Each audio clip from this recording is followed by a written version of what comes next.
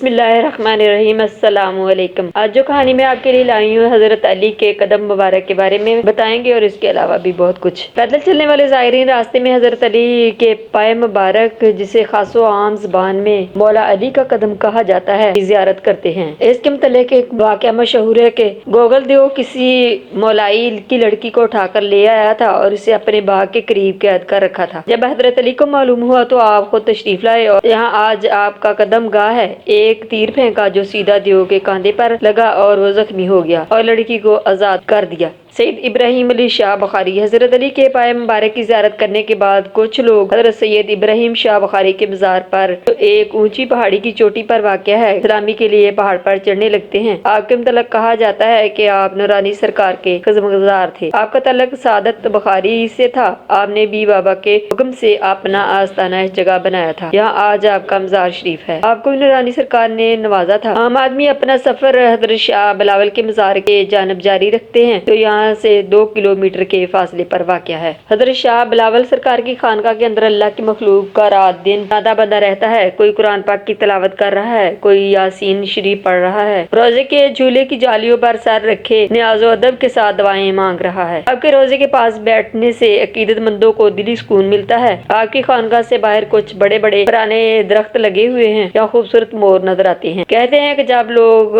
नहीं होते तब मोर नूरानी सरकार के रोजे के सेहन में घूमते रहते हैं और रोजे के इर्द गिर्द बैठकर दोनों परों को फैलाए झूमते रहते हैं। पुरों के मुतल्लिक़ जनाब सलीम शाह यकीक और जलाली बाबा का मलंग ने ये किस्सा सुनाया। मोर का कमाल। जनाब सलीम और मलंग बाबा ने बताया कि एक रोज का वाक़या है कि नूरानी सरकार के रोजे पर कुछ पैसे रखे थे। एक शख्स अंदर आया। इसकी नजर जब पैसों पर पड़ी, इसकी नीयत बद हो गई। इधर उधर देखा, कोई नजर न आया तो जल्दी से पैसों को अपनी जेब में डाल ली। इस वक्त 2 मोर बाबा के जी के हाथे में घूम रहे थे। जैसे ही ये शख्स रोजे मुबारक से बाहर आया, एक मोर ने इसके पाँव में ऐसा काटा कि खून निकल आया और बहता रहा। वो खून को जहाँ भी गया खून के धब्बे छोड़ता गया। तब मुजावर साहब अंदर आए और पैसे न देखे तो हैरान हुए, लेकिन जो ही इसकी नजर खून के धब्बे पर पड़ी, समझ गए कि यही चोर है। वो खून के धब्बों के निशानात पर चल पड़े। निशानात एक होटल के दरवाजे पर आकर खत्म हो गए। जब होटल के अंदर देखा तो वो शख्स अपना खून आलूद पैर धो रहा था। मुजावर साहब ने फौरन इसे पकड़ लिया। जब इससे पूछगछ की तो मालूम हुआ कि पैसे वाकई इसने उठाए थे, जो इसने वापस कर दिए। मोर की अहमियत सरकार की नजर में। एक शख्स जबल पर चढ़ गया। वहाँ मोर ने घोंसला बनाया हुआ था और इस घोंसले में मोर के 2 बच्चे समेत मोरनी भी मौजूद। इस शख्स ने इन तीनों को पकड़ लिया। नीचे उतरने तक एक बच्चा मर चुका था। आधा रास्ता में इसकी आंखों से बनाई जाती रही। इस तरह वो समझ गया कि मेरी इस हरकत पर सरकार नाराज हो गए हैं। इसने फौरन मोर और इसके बच्चे को उड़ा दिया और नूरानी बाबा के रोजे पर खूब तौबा की, लेकिन कुछ हासिल ना हुआ। कहते हैं कि इसने बहुत माफ़ी मांगी, लेकिन सरकार ने इसे माफ़ नहीं फरमाया। आखिर हालात में फौत हो गया। इसकी कब्र भी इस कब्रिस्तान में है। नूरानी सरकार का उर्स मुबारक 11 रमज़ान मुनक्कद होता है। पाकिस्तान के 4 सूबों के अलावा काबल, कंधार, अफगानिस्तान, कश्मीर, हिंदुस्तान के सूबों के लोग, जिसमें मर्द और औरतें और बच्चे कसीर तादाद में पहुँचते हैं। उर्स बड़ा शान तरीके से मनाया जाता है। इसमें बड़े कवाल और बयानाज़ गुलकार अपने फ़न का मुजाहरा करते हैं। इस बात में कोई शक नहीं कि नूरानी बाबा का फैज़ आज भी जारी है और बहुत से लोग आज भी बाबा की दुआ से फैज़याब हो रहे हैं। बाबा का मज़ार ज़ियारत खासो आम, हर शख्स वहाँ जा सकता है और क़याम कर सकता है। हाजत कबूल होने के लिए औलिया कराम नियत देखते हैं। ज़रूरतमंद की हाजत पूरी करने के लिए अल्लाह से दुआ करते हैं। कबूल करना या ना करना वो अल्लाह के इख्तियार में है।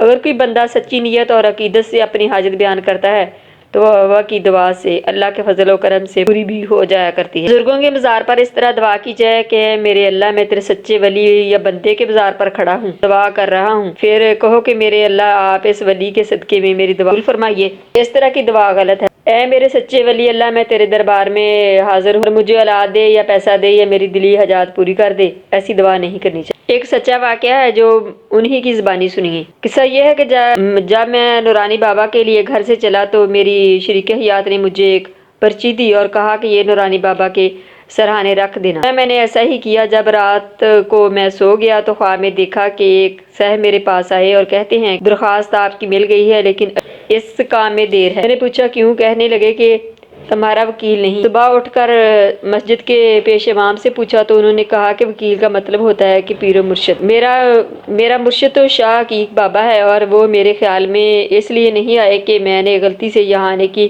ان سے اجازت نہیں لی تھی۔ کہتے ہیں کہ جب کوئی شخص کسی اولیاء پیر فقیر کے حلقے میں داخل ہو جائے تو پھر کسی اور کی مزار یا زیارت کرنے کے لیے اپنے مرشد سے اجازت حاصل کرنا لازمی ہو جاتا ہے، لیکن میں نے ایسا نہیں کیا تھا، اپنی غلطی کی وجہ سے جواب حاصل نہ کر سکا۔ دوسرا ان کا دوست ہے جو ان کے ساتھ تھا، ان کے ساتھ بھی ایسا ہی واقعہ پیش آیا۔ جناب غلام نبی صاحب جو ایک عرصہ دراز سے پیٹ کی بیماری میں مبتلا ہیں، جس کی وجہ سے انہیں پیٹ میں درد رہا کرتا ہے، اور ایک عرصہ تک علاج کروایا لیکن افاقہ نہ ہوا۔ شاہ نورانی گئے اور رات میں سوئے تو خواب میں دیکھتے ہیں کہ ایک شخص نے انہیں ایک مجون کا ڈبہ لا کر دیا اور کہا کہ یہ استعمال کرو۔ صبح جناب غلام نبی نے مجھ سے ذکر کیا اور کہا کہ میں نے فوراً اس سے کہا کہ یہ حکیم کا علاج کا اشارہ۔